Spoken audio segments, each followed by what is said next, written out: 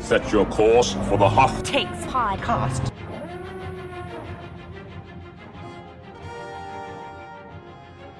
Welcome to the Hoth Takes podcast, where we like to discuss Star Wars. I'm Haley Birdwell. I'm Grace Seegers. And I'm Eric Geller. And today we have a very special guest, my colleague David French of The Dispatch, who is here to discuss the merits of the film Aquaman. Actually, he's here to discuss the dark side, Darth Bane, and the Rule of Two, which he could talk about for hours. We are very excited to have him here with us today. I can discuss Darth Bane almost as long as I can discuss Aquaman. David, before we started recording, you mentioned that you have a personal story, a personal history with Darth Bane. Would you like to begin with that?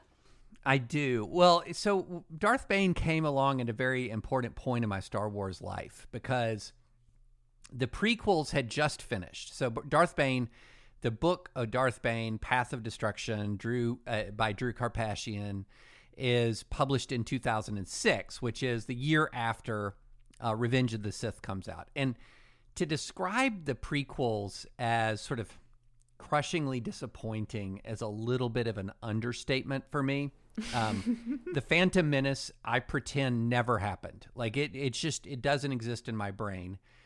Most of of Attack of the Clones never happened. Revenge of the Sith is not bad. Like it's not bad.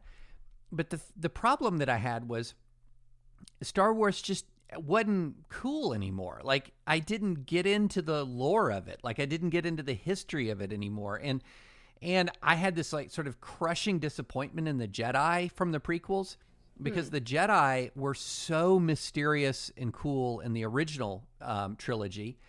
And then, you start off with Phantom Menace, and it's like they're lopping off heads to maintain ketchup subsidies to Alderaan. I mean, it felt like it was like a UN peacekeeping force. I mean, what on earth? And so along comes Darth Bane, and it's got this sort of ancient lore feel to it.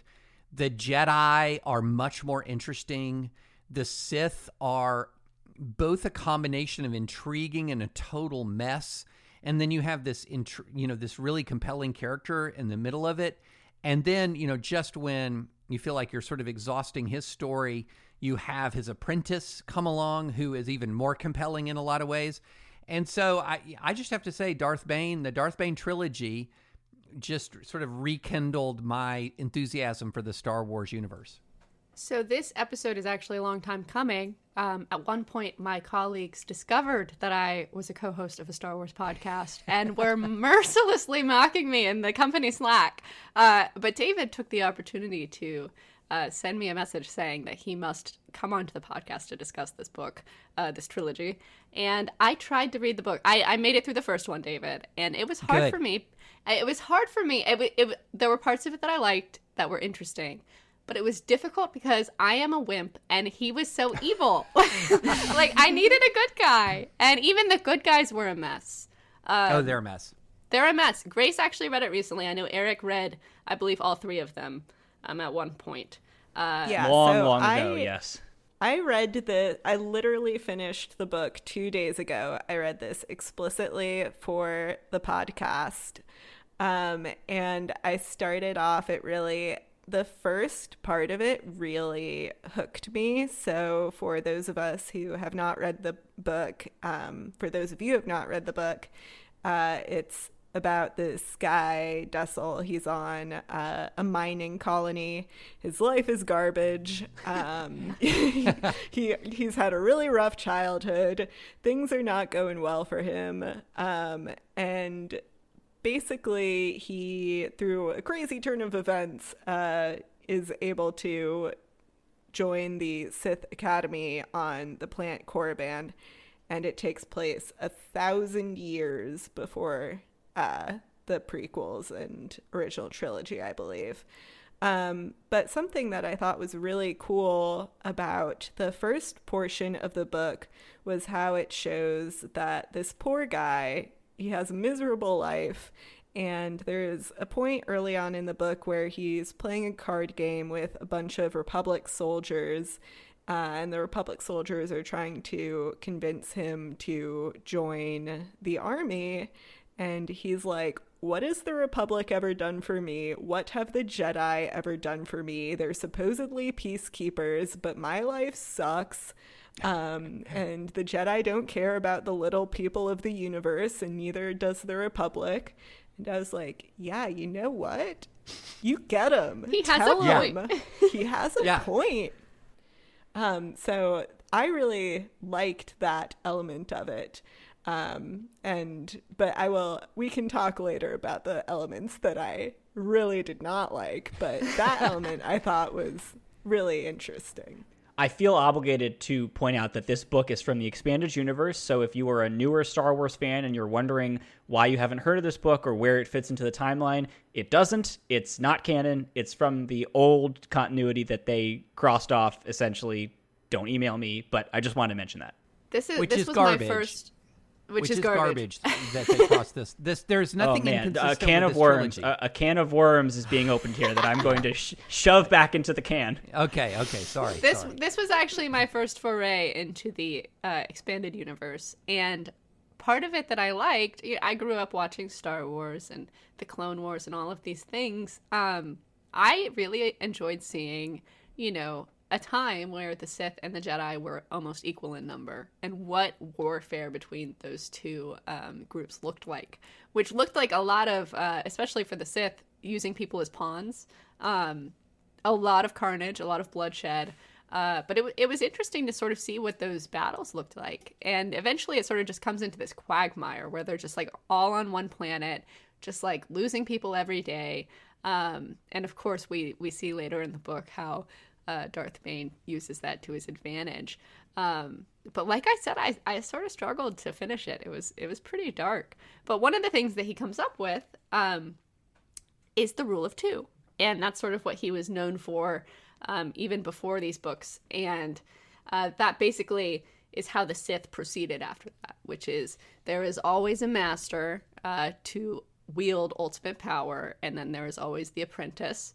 And ultimately those apprentices either have to prove they're worthy by killing the master and taking their place, or if they're not able to, they're sort of cast off and they're proven unworthy.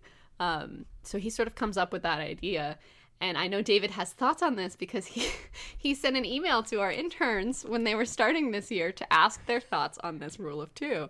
Wow, that honestly might be dorkier than anything I've ever heard of before. David, I am interested in what you think. Do you support the rule of two? Do you think it has merit?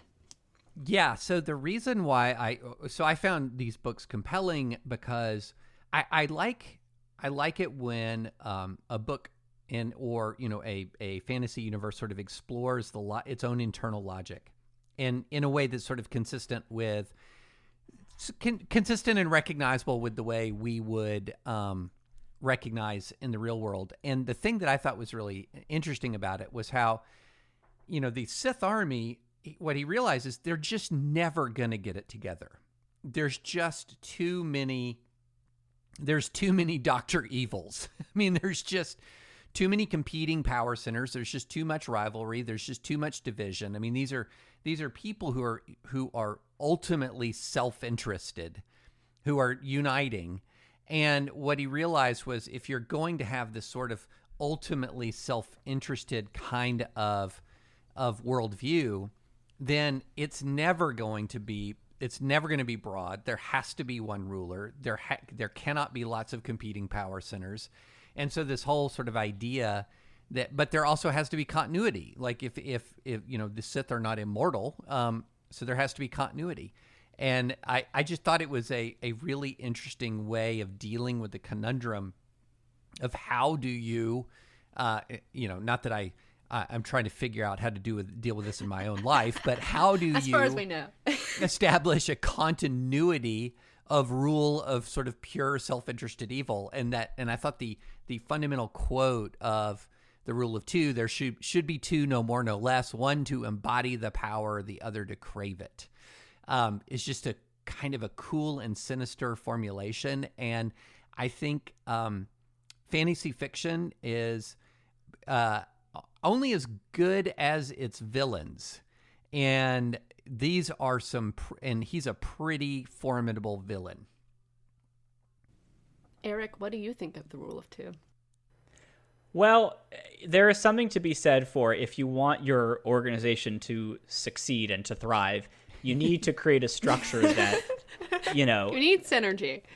you need to have the people who are part of it want to continue it, right? Otherwise, it goes away when they go away. And so you need to encourage the person who already has made it to the top of the mountain to try to sort of at least somewhat pull somebody up with them, right? Maybe not the whole way, but give them the tools to climb the rest of the way and see whether they can do it. Now, on the other hand, if you killed your master, and you didn't watch your master die a natural death at the age of 105, you have personal experience with the fact that sometimes the master gets cut off in their prime or on their way to completing some goal. And so you've got to be worried about that from this other person. So why are you preparing them to do it? I mean, on one level, I get the idea of if you're good enough, then you deserve to do it. But we never seem to see that actually happen. It's always the master thinking that the apprentice isn't ready yet, and the master having their own plans, and the master getting interrupted in the middle of their own plans. It's not like the master sits down and is like, well, I've done everything I want to do, and you're ready now, and so it's time for you to kill me. Like, it never actually works for the master the way that you would think this kind of system would work, given how long it has lasted. Well, the whole purpose of it is that the power is seized. It's seized in turn and so you cannot have relinquishing of the power to be utterly inconsistent with the philosophy. Right. So the power has to be seized. But the interesting thing is, so when you read all the books, one of the interesting things is in book 2, and spoilers, if you're going to want to go read them. But in book 2, Darth Bane is actually at the absolute total mercy of his apprentice at one point, and she doesn't kill him. Right, yeah. And why? Well, because in her mind, which is calculating entirely along the lines of self-interest, it's just too soon because she has more to learn. And so she doesn't want to kill him until she's ready to take that power. And so it was an interesting kind of calculus that was you don't want to call it a mercy. It was sort of a stay of execution while she could sort of like bleed him dry of all of his knowledge. It's all very diabolical and very fun to read. So I'm not sure how I come down on this. When I first read it, I was like, this is not enough people. What if they both die? Nobody will pass on the knowledge. By the way, that's why they never fly in the same plane. Yeah.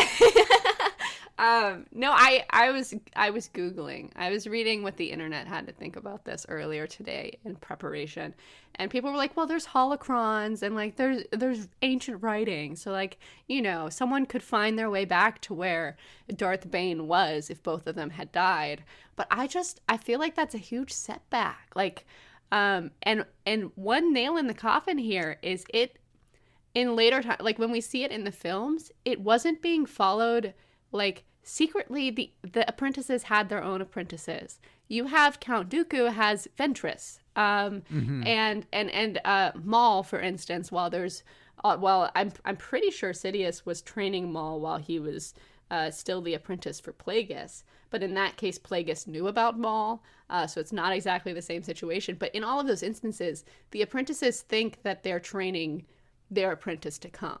And, like, even if they're saying to their master, like, oh, I'm just training an assassin of some kind. So it seems like even in the events where they're trying to follow this rule, they're still, out of self-interest, I will say, creating contingency plans. The Sith are cheating on their rule? Yeah. Shocking. The bad guys? Something that I thought when reading about the rule of two, and maybe this was the purpose of the author in writing these books and having kind of a subtext, was just the dark side seems like a really bad path to go down. Now, I know that sounds very obvious. The bad guys are bad, but I'm speaking strictly strategically. It just doesn't seem like a really smart way to go. And I think part of that is the rule of two and knowing that you are constantly going to be looking over your shoulder because the apprentice that you are training is going to eventually have to kill you. And you know, for those who want to preserve their own lives, I just don't really see the purpose of that. Like, maybe that just means I would be bad at being on the dark side, because the other, and this is slightly tangential, but the other thing about the dark side that I got while reading this book, there's a point kind of early on in the book where Dessel, now having become Bane, is beginning to use the dark side power more. And there's a point where he's like, when I'm using this power, it's good, but it's also like the darkness is feeding on me and eventually it's going to consume me. And it's like, who wants that? It is funny to sort of think about like who would want to be a Sith and like the cost benefit there, because like, yeah, I just don't understand why any like delusions of grandeur about galactic domination would be worth like that hypothetical idea that you could be the ultimate ruler of the universe, you know, is such a bad trade-off compared to the absolute certainty that your very vitality will be sucked out of your body and you will become a lifeless husk and probably killed before your time.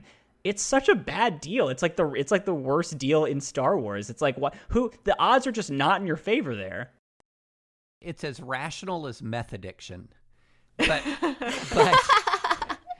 the meth is the Force. Like the meth, and so like the way it seemed to me that the way, you know, the author of these books crafted it was, you really got a glimpse, and as you went through the books 1, 2, and 3. That these guys are just sucking in power and expending power at a level that just at some point it seems like they just dwarf any given Jedi.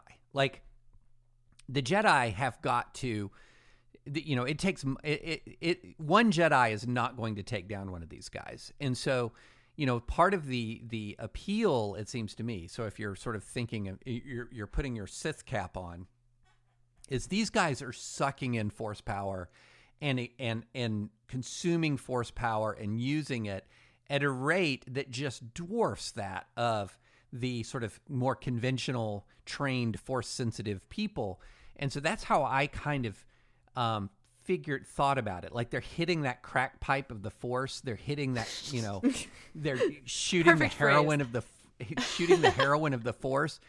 And so they're just as sort of rational in their addiction as any given addict is. And so, you know, yeah, I mean, I think that there's a lot of people who just sort of become burned out husks, but they are ready for the ride before they get there. And that's the way it struck me with Darth Bane. Is this is a guy who just was ludicrously powerful and knew it and couldn't let go of that.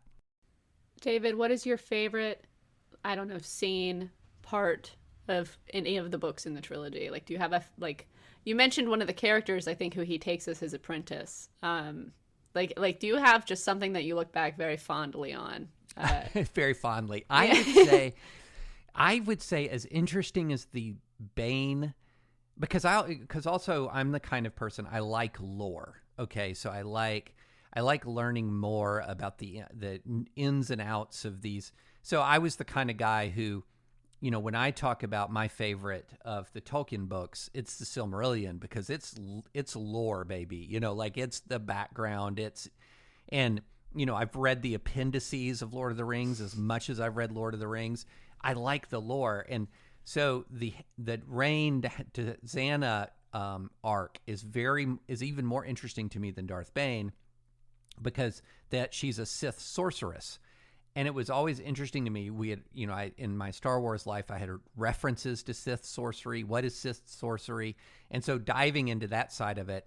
And then, so the two parts that I think were particularly vivid in my mind was her discovery and Bane's immediate recognition of her power.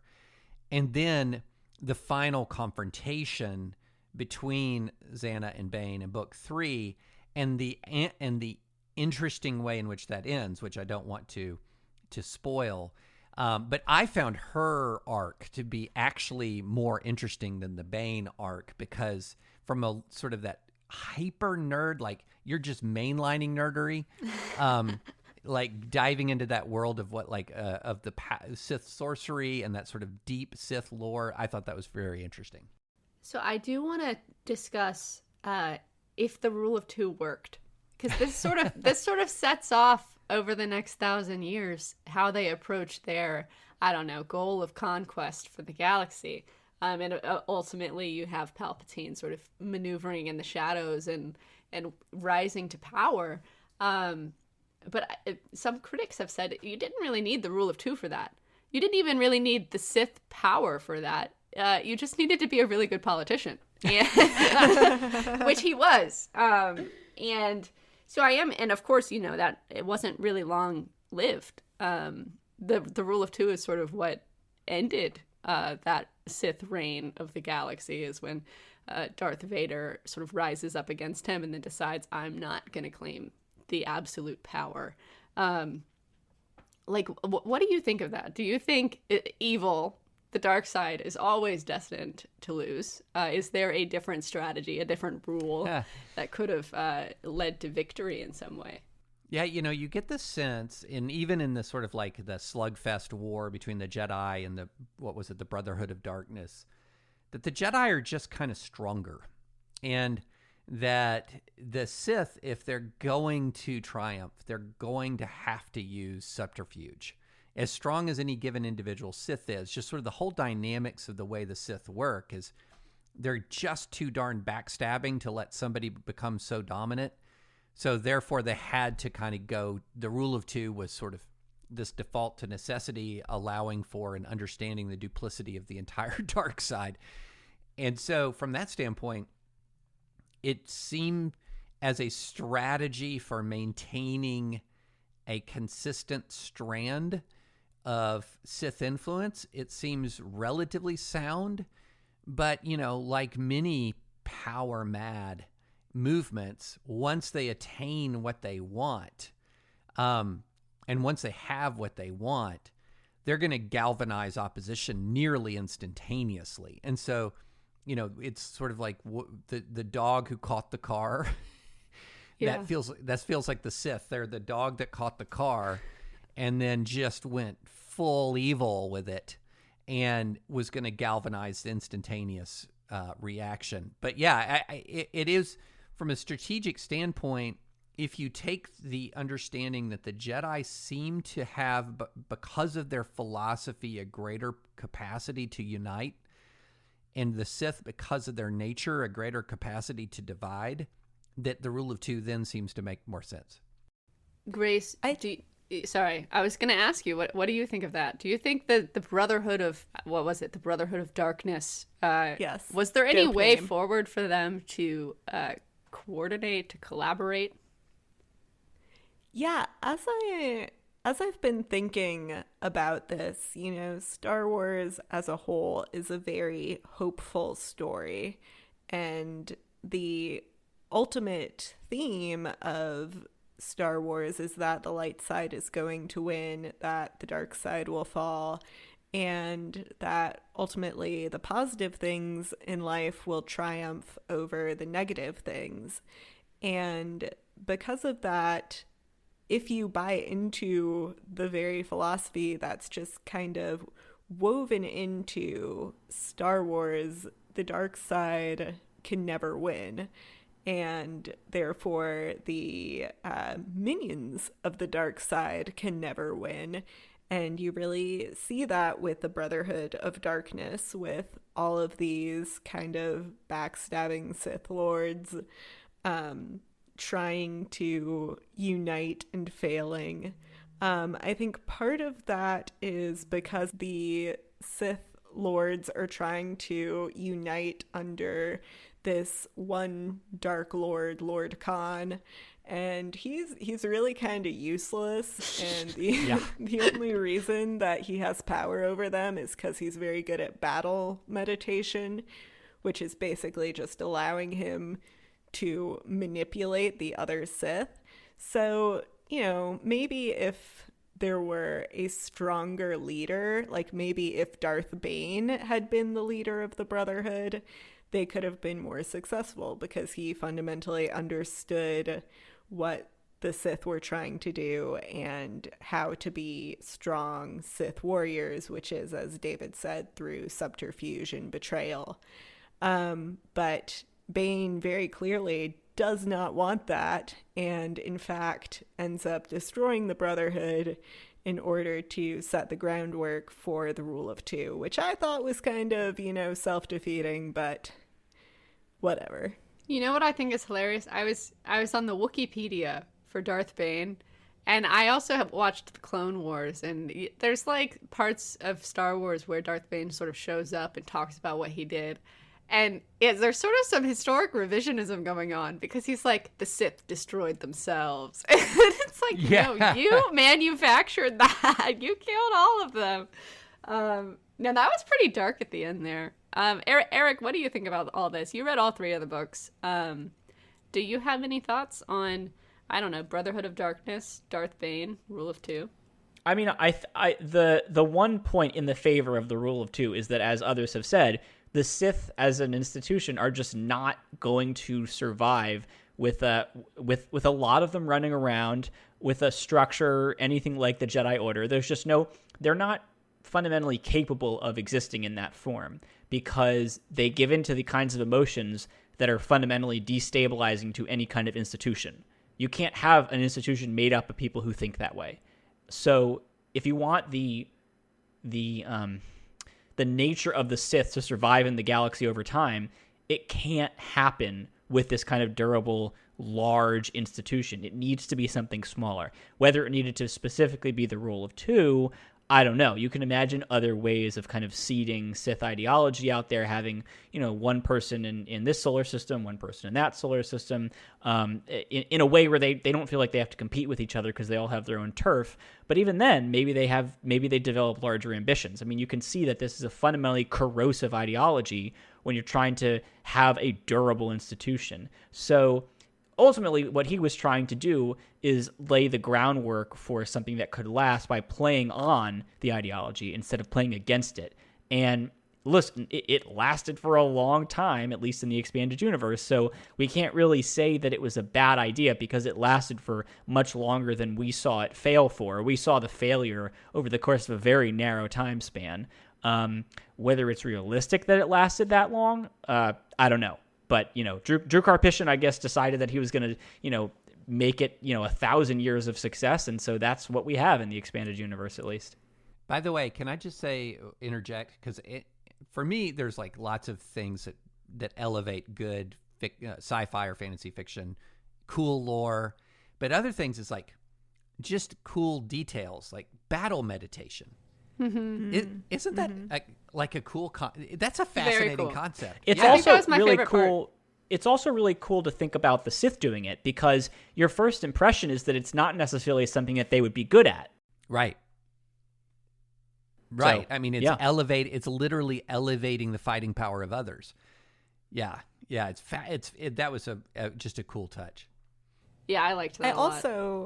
I also, speaking of the lore, that was some of my favorite aspect of the first book, was when he himself is looking into the lore and instead of relying on he hit the library. He hit the books.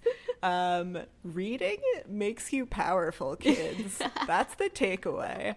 But when he's ignoring his instructors, instead learning from the ancient Sith texts and then later the Sith holocron, I thought that was really cool to have this sort of millennia-old repository of knowledge, and have him drawing from that and sort of learning from the wisdom of his forebears.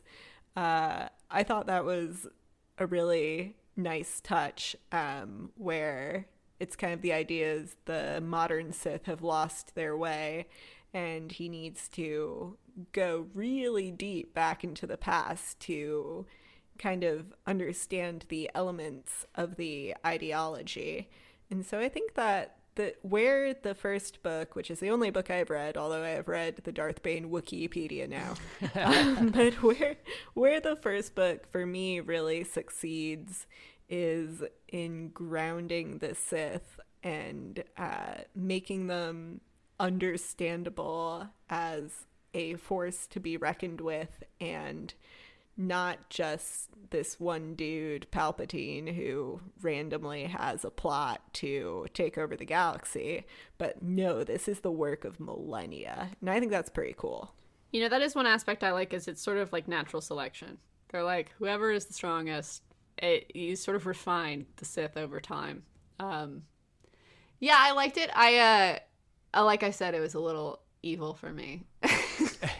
It is dark. It is dark, but I tend to prefer like the darker entertainment, you know. So, although there are some, I'm a fan of Ted Lasso and another very sweet show called Ghosts on HBO Max. Like super, like very sweet spirited is good, but as a general rule, I veer towards the darker television, the darker books.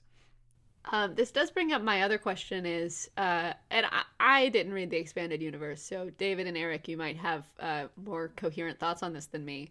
There's sort of this duality in Star Wars where there's good knowledge and evil knowledge, right? And one arc in Rebels, I'm sure you watched that, David, or at least I hope you would have watched that, is when Ezra sort of, he finds this Sith holocron. I think Maul is like trying to bring him to the dark side, and he's using like knowledge that he's learned in this Sith information, and it seems sort of helpful to know how to do those things. And I, like, as someone here in this universe, I look at that and I'm like, why can't they just have both? Why can't they? And like, and as we know, Sith deal in absolutes, so like it's difficult to learn to master all of the dark side arts, and then you try to learn some of the light side stuff. But it feels like they would be much better, well-rounded individuals, maybe less genocidal if they, I don't know, dabbled in both more often. You know, that's a really interesting point, because it feels to me like in sort of thinking through the logic of the metaphysics of the Star Wars universe, that when you are using Sith knowledge, you're drinking from a bad well. Yeah. And when you're using Jedi knowledge, you're drinking from that healthy well. And that you can't sip poison. and that seems to be sort of like one of the themes, is that even though in the short term, you know, that constant urge, do you give into your rage, if you draw from that well, and this is part of the Bane story, right? The more you draw from the well, the more it eats at your soul. And so it's just a dangerous, dangerous game to draw from that well, is sort of the moral logic of that part of the Star Wars universe, it seems to me. Yeah. That kind of reminds me of in the Jedi Temple, how they have the Jedi archives that only Jedi Masters are allowed to access. And you read a little bit about this in the novelization of Revenge of the Sith. But it's the idea that even among the Jedi, that it's important to have this knowledge and this repository of what the Force can accomplish, but that it's too dangerous to be accessed by the general public. And so that makes you wonder, are the Jedi right? Can the public be entrusted with this kind of knowledge and make those decisions for themselves? Or is it wrong to keep that information away from people? And that kind of is the opposite of what you were saying, Haley, where it seems like there's not a lot of balance in the Sith side. Arguably, there's that lack of balance on the Jedi side as well, but I think David put it really well, that it's the idea is that fundamentally Sith knowledge is corrupting, and that you can't use it and have balance because it itself is based on a kind of hungry power source. Yeah. What do you think of that, Eric? Well, I like to think of it with an analogy to sort of real world corruption of various kinds, moral corruption, political corruption. When you take advantage of something that is easy, that is a shortcut, that offers you a short-term reward, it's never just one and done. Because now that you've opened that door and you have seen the kind of life you can live if you take that shortcut, you take it again and again. And how many politicians have we heard about who do something wrong, might have had the opportunity to take an off-ramp and clean up their life, but end up going back to that well, and ultimately are caught precisely because it becomes part of their routine. They no longer treat that as some kind of hush-hush thing that they have to be super careful with. It's just part of their life. And certainly you can think of all kinds of examples of sort of ethical and moral corruption outside of politics, where you keep taking the shortcut and you keep relying on the shortcut. You eventually depend on the shortcut. You can't get around without it. David, drew the analogy earlier to drug addiction. And I think that is the classic issue with the dark side, is that you can't just use it once. This goes all the way back to Empire Strikes Back, where Yoda talks about it as the quicker and easier path and says, if you go down this path once, you're locked into it. And at a certain point, there is no return. And that's obviously what makes it so impressive for Luke to have that flare up of anger and then to step away from it in Return of the Jedi. So there's no real way to sort of say, well, you can have the Jedi powers, but then every once in a while you should also try to understand the Sith side, try to use Force lightning, choke somebody. One of the things that's really interesting to me about like these powers is something like, Force lightning or choking somebody. I mean, those could seem like basic combat skills, especially the lightning, right? But one of the things I like about Star Wars is that it is part of the lore that some actions, even if in certain contexts they might seem like they are just neutral combat tactics, like any kind of lightsaber combat or whatever, they are just fundamentally wicked. They're fundamentally corrupting because the mindset of using them is just a corrupting mindset. I actually like that idea. I know it could seem to some little hokey, but I like the idea that there are certain things that you could do that when you're doing them, you're just drinking in a little bit more of that poison, and you're just making it more likely that you will think of doing that again in the future. And I think that actually works really well as an explanation for why you can't just occasionally use lightning. It might not seem very intuitive to some people that you can't just get away with it every few months or whatever. But I actually like the idea that it's just not a path that you can start down in dribs and drabs, that it's fundamentally some kind of evil tendril is working its way into your psyche when you use those types of actions, even if they might seem useful in the moment. The best part of Revenge of the Sith, to me, and why I put it in a separate category from the other two in the prequels, is you saw the moral logic and you saw the temptation of Anakin and how it could actually be compelling, because what Palpatine is doing is saying to this very, very, very powerful Jedi, essentially just whispering in his ear constantly, you can have more. And he's not saying you can have more to be evil. It's you can have more and save your wife. Yeah. You can have more. And then the Jedi are saying no more. You should not have more. And Palpatine is there saying, why not? Why wouldn't the Jedi want you to have a wife? Why wouldn't the Jedi want you to save your wife? So just as Eric was saying, but that to have more meant tapping into the Sith well.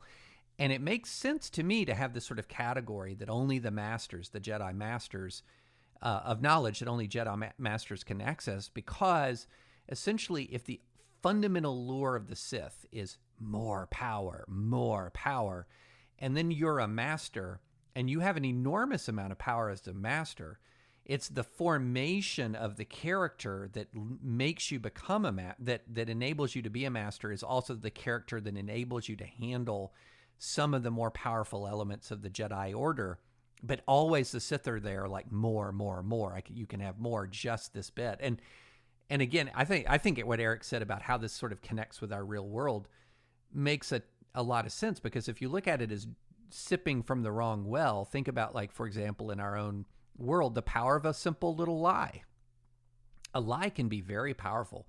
It can be something that enables you to escape from difficult circumstances. It's something that can enable you to obtain an advantage over another person. And maybe you even lie with a greater good in mind, but it's sipping from that poison well. That's, sipping from the dark side. Yeah. Yeah. And also, I mean, if you're a master, there is less that the Sith can tempt you with. I mean, right.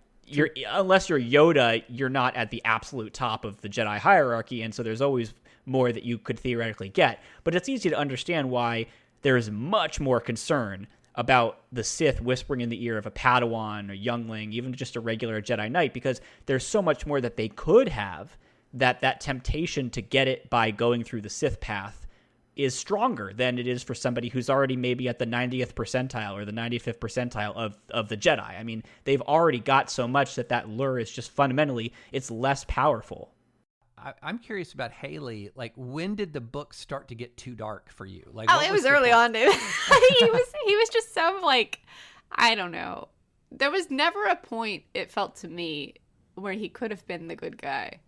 And he had, there were parts where there were characters I liked who weren't him.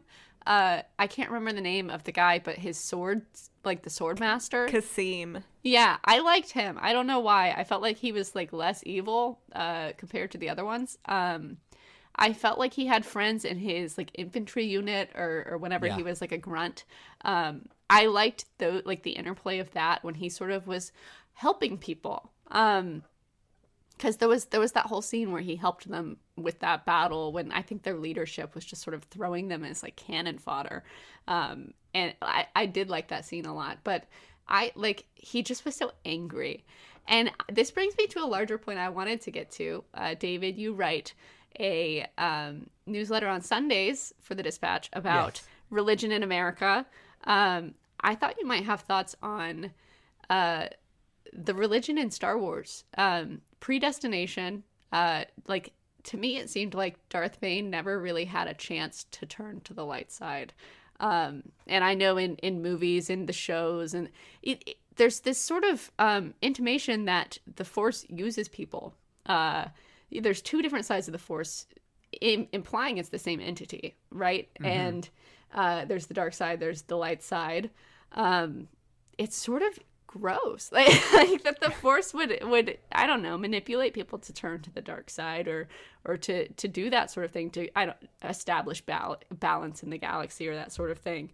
What do you think of that? Do you feel like Darth Bane had a chance to turn to the light side? Do you give him, I don't know, the agency to have had that decision, because everything in his life leading up to that sort of pushed him towards that?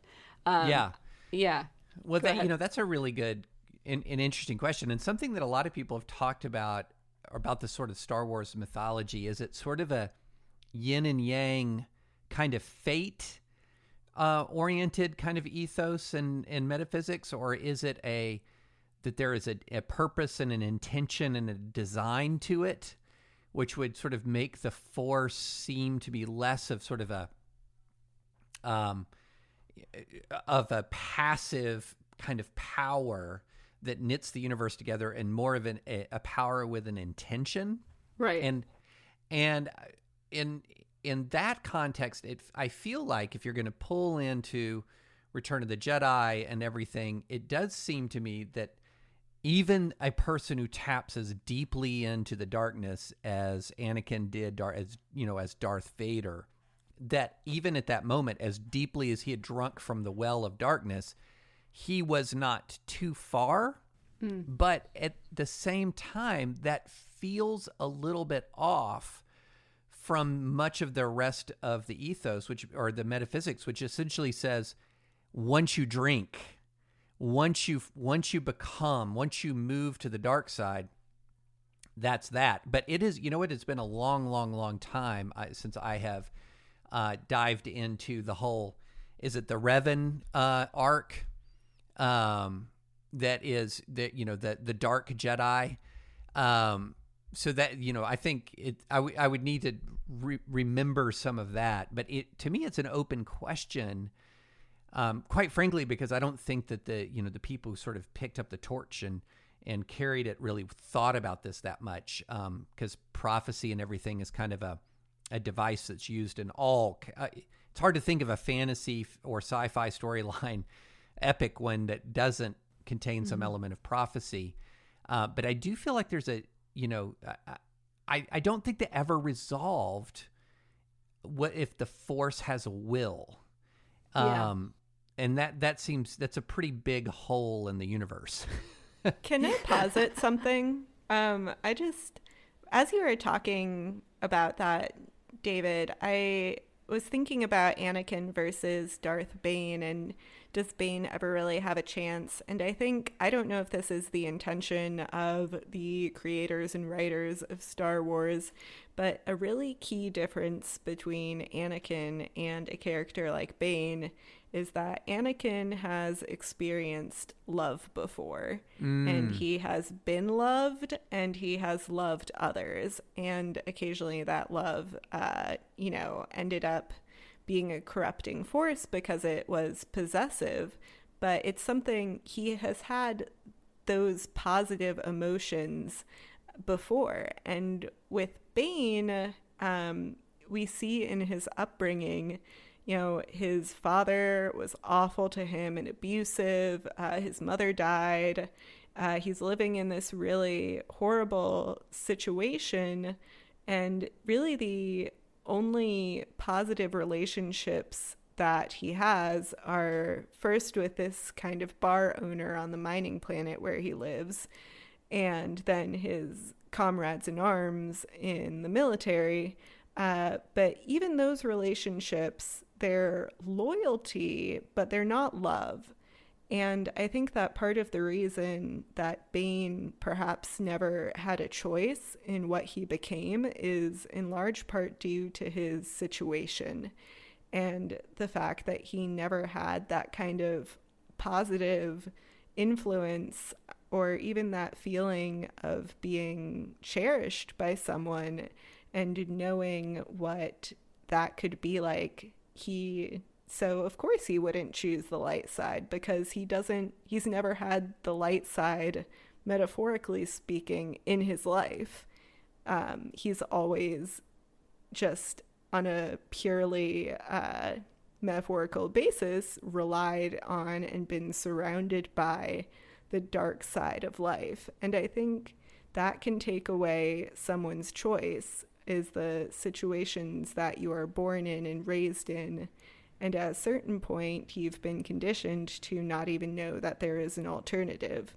So maybe that's a deeper reading of it than was intended, but I think that perhaps helps to explain why a character like Bane would just go completely evil without even considering the light side, because he fundamentally doesn't know what the light side is. I think that's a powerful point. I mean, in a way, what you're saying is he never, ever drunk from the well of goodness at all and didn't know the taste of that at all. Whereas Anakin, I think that's a really interesting insight. And it also connects to the idea of like love and attachment and why it can be dangerous in certain forms and healthy in others. Vader was sort of saved through the expression of selfless love, right? The kind of love that the Jedi sort of want to champion, the kind of attachment that is healthy, right? But you can imagine the kind of love. I mean, we don't really have to imagine it because we saw that this is actually what kickstarted Anakin's fall to become Vader, is the other kind of love where it's possessive love. And it gives you a sense of like, okay, it's not just like love can save people. Love is inherently good, because it's all about where you let that love take you. Do you let it make you into a better person, or do you let it lock you down and make you afraid and make you grab onto things and hold on tighter in, again, a corrupting way, as David was saying earlier? And so that, I think, is a really great illustration of why certain people who might have similar circumstances can branch off in different directions. It's all about, are they engaging with other people selflessly? Are they the recipient of selfless love, or perhaps the giver of selfless love? Or are they in a situation where some some people might call it love, but it actually has this insidious kind of really problematic attachment and fixation embedded in it. That is a great point. I am out we're of going questions. deep. We're going Yeah, deep. yeah, for real. Does anyone have any final thoughts? Anything they want to add to this discussion? Can I just take a really brief moment just to complain? Yes, let's talk about Githany. Let's talk about Githany, who is a character in the first book, and she sucks. And I don't blame her. To paraphrase Jessica Rabbit, she's not bad, she's just written that way. And she's just kind of the classic female side character who's like really hot and sultry and seductive, and she's super powerful, almost as powerful as she is hot. Did we mention she's hot? Wait, Grace, is she hot? She's so hot, guys. But oh no, she's not as powerful as the main male character, and she has feelings for him that are complicating her life. And she's sad about it, but in a really hot way, and her clothes cling to her. But like how hot though? Like how hot? Her clothes cling to her, Eric. I feel like, David, from what you have told me about what's her name from the next books, that Xana. maybe there is an alternative for the female character.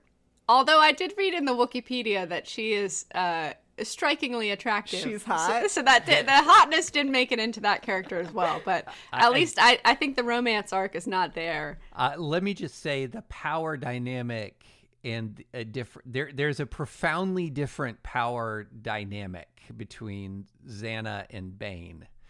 That is interesting, because at some point you begin to realize, wait a minute, who's the master and who's the apprentice, and who's really, is she just basically using him? Is she kind of toying with him at this point to make sure that she has taken all the power and knowledge from him that she can?